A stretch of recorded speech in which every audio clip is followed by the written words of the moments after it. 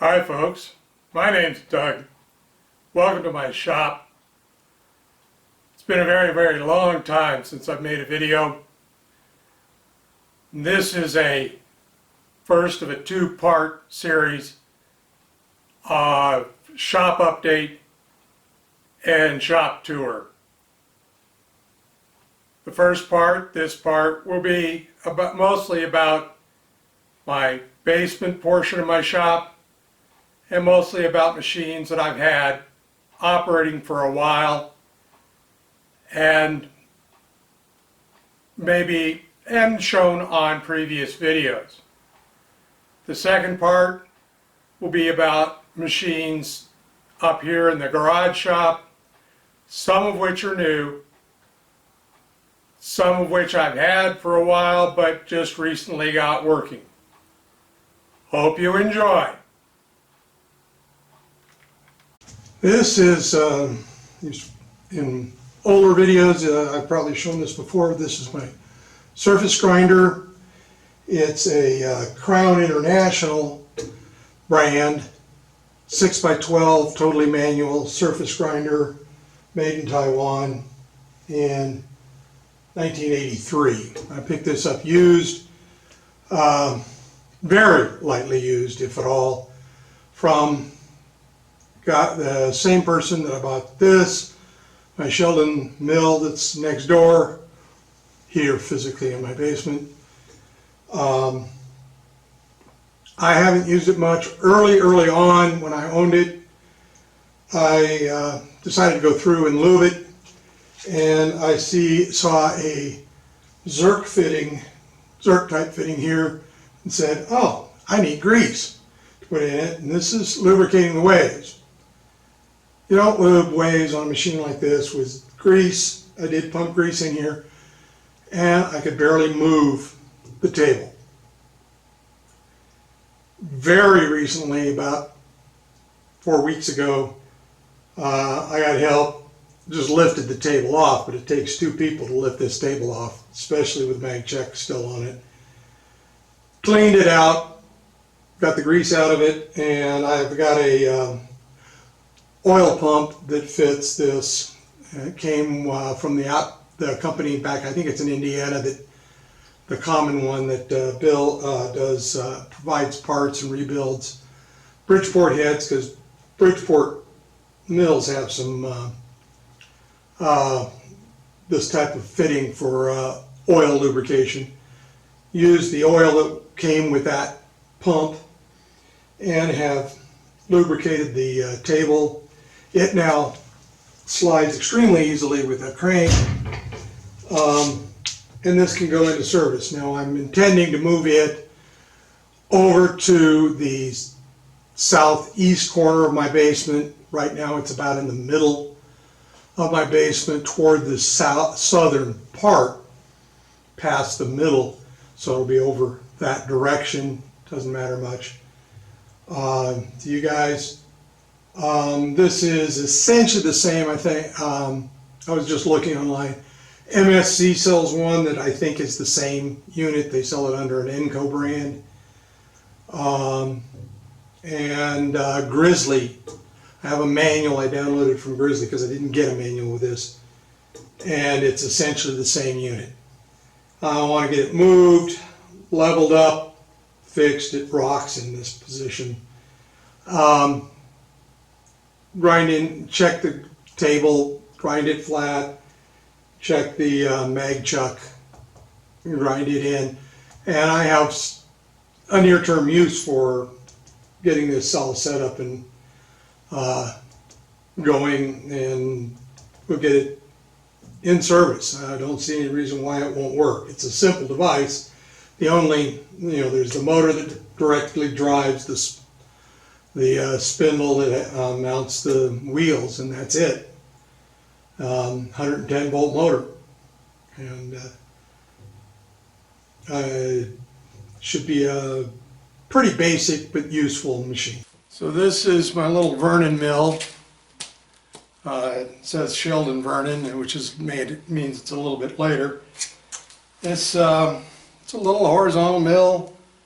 I have a 1-inch arbor on it, It has some limitations.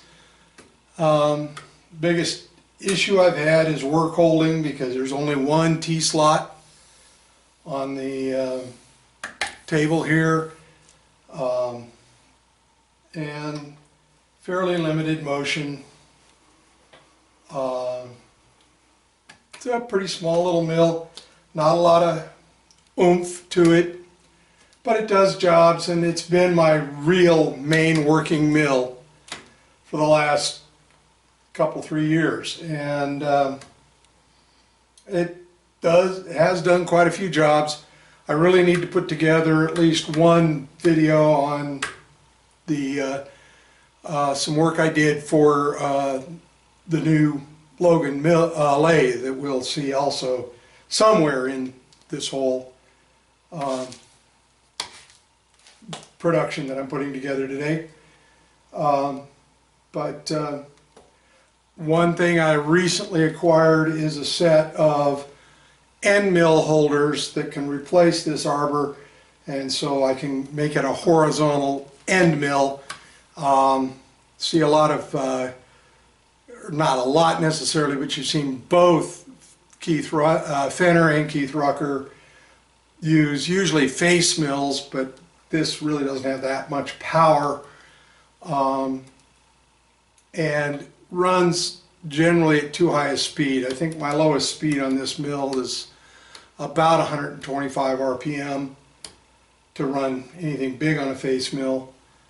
But I can now put end mills into this mill, and do some end milling, which has recently become kind of redundant.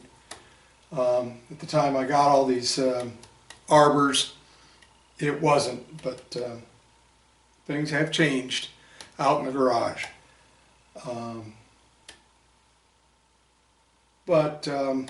Go into this mill a little more later. It's been a nice little mill. It again, I intend to move over against the south wall of the basement in the big rearrangement and cleanup move. So here we have my 7-inch Atlas shaper. Even though it's kind of wide open and spread out, it's actually pretty much ready for use. The biggest issue I've had with it has been that the shaft for the support foot out here on the table was jammed. The cotter that clamps it in place was just totally jammed up. And then I couldn't get things apart. I finally, a few months ago, just figured out how to take the table completely off the machine, got everything unjammed, then got it, and it really took, it wasn't that had the problem. It was, I had to take the table off to get things back together, because I had to put the foot back on the end of the shaft, support shaft, and I couldn't get the support shaft back into the hole in the table with it on the table on the machine. But I put the support foot back on and secured it. It had originally been secured just by knurling and press fit, and I have secured it with some Loctite type product that's for fitting the things together. I've replaced belts on the machine. They're pretty tight. It doesn't idle anymore. It does run. It's not plugged in right now, so I should probably plug it in and run it for you, and I may by the end of this video. Tooling's a bit of an issue. Clapper. Probably the biggest issue I do have with this did not come with the proper shaper vise. So work holding may be a bit of an issue. I do have a good set of hold down system with the proper size T-nuts to fit the table. Bought that just recently. amazingly, not amazingly because of the number of units sold, but the T-Nuts system, one of these systems, this, I got this from VictorNet, Victor Machinery. These are the most expensive ones they sell. It's the smallest T-Nut size, and it's the most expensive set they sell.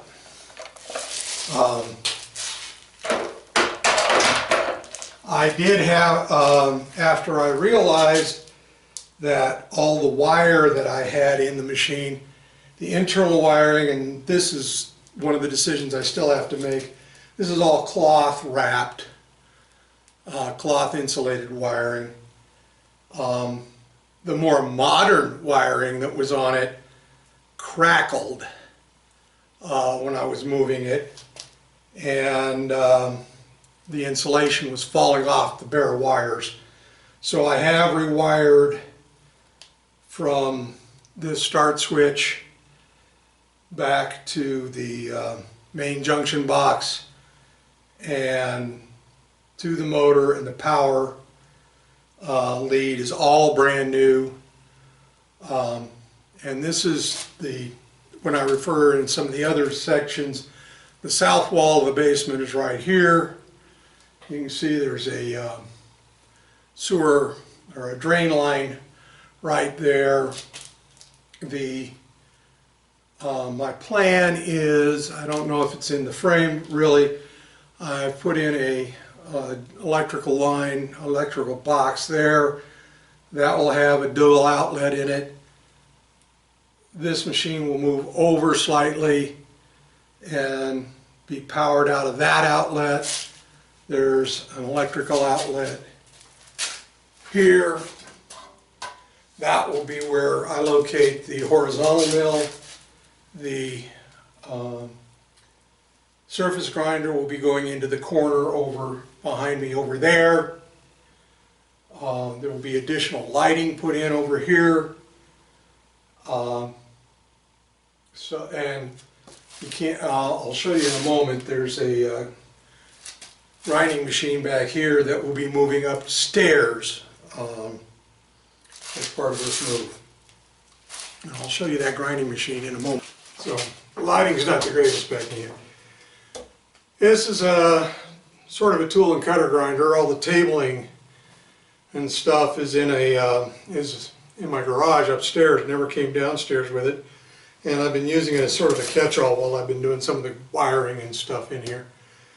This needs to go back upstairs because this is a three-phase machine, and one of the weird things or wonderful things that happened when I bought this. This is an eBay purchase, local eBay purchase as it turned out. It's a three-phase machine, 240-volt three-phase machine. A friend of mine that I used to run around with all the time, when I bought this and was figuring out how I was going to power it off three-phase, he says, "Oh, I've got a rotary phase converter you can have." And so he presented me with a RONC, rotary phase converter, that's capable of powering a little over, somewhere in the 2 to 3 horsepower range. Originally we were going to hook it up downstairs, and then I bought the Logan lathe. We'll see it's somewhere else in this video. It's a 2 horsepower Logan lathe, which also is three-phase. So the rotary phase converter is upstairs, now installed upstairs, and so this has to move upstairs to get plugged into that rotary phase converter, along with the RONC and another machine, along with not the RONC, the Logan. So this will be moving back upstairs. But this is an interesting machine in another aspect, because it's from the Criterion Machine Company, Beverly Hills, California. And I've done enough research, found enough information on Criterion Machine Company that this is the same Criterion Machine Company that makes the Criterion boring heads. They were in Beverly Hills before they moved to their current location, which I'd have to look up.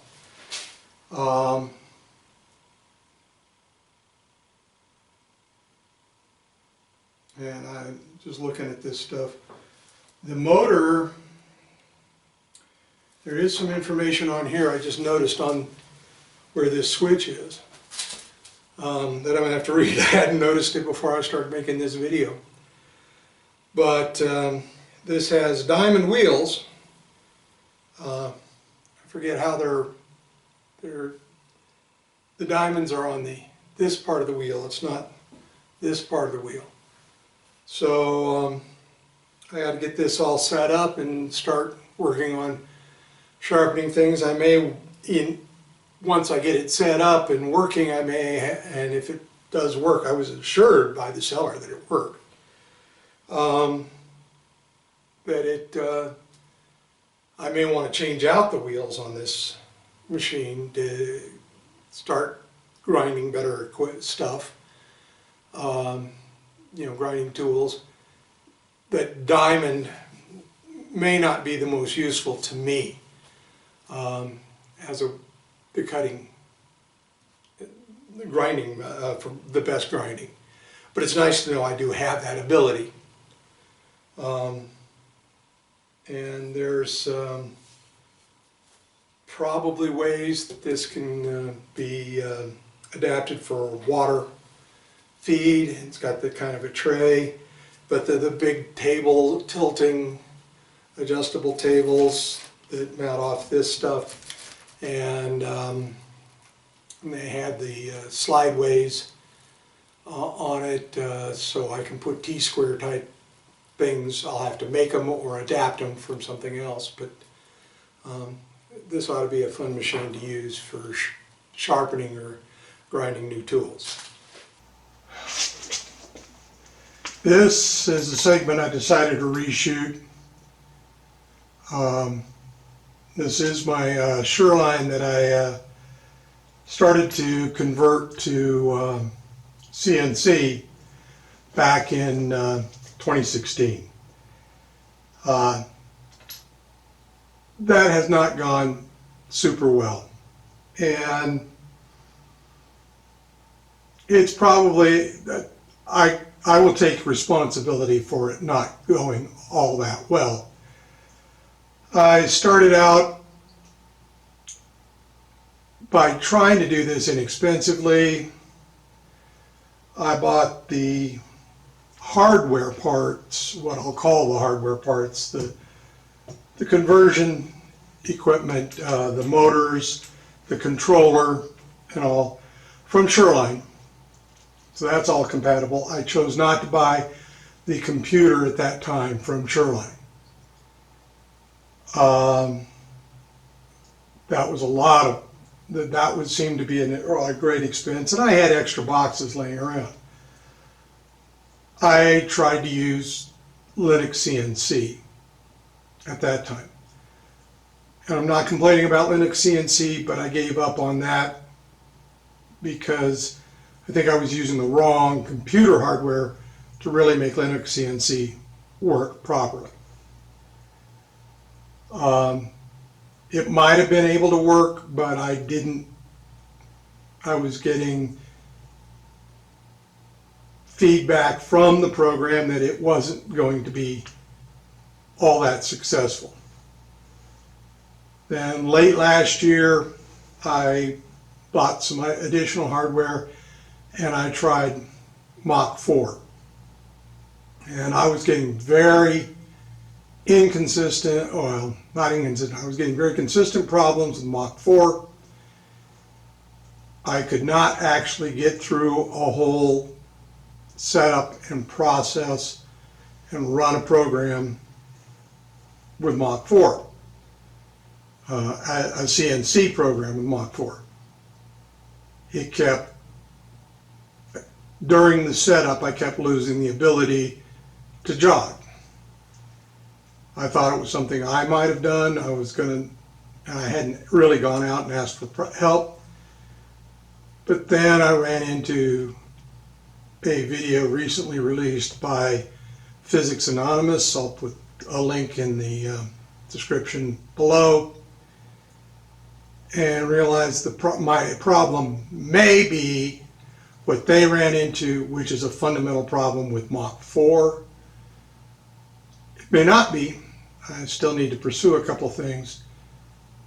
And given the situation with my bigger full-size, not full-size, but big NC, or big regular manual knee mill, Enco knee mill upstairs that you'll see in another segment of this. This is just to kind of play around and learn CNC. There's not a lot of urgency to solve my problems with this. I may do a later video and kind of try to deal with my impressions of what's going on here and what my thoughts are and why I'm probably not going to be putting a lot of time into solving this for the near future, time and money. Because I got a lot I want to and can do with my manual machines that I now have running. For a long time, all I had running was my Sheldon Vernon Mill and sort of this. And now that I have the shaper that I'm trying to finally get totally working, 2 lathes and the knee mill, this becomes a very low priority item for me.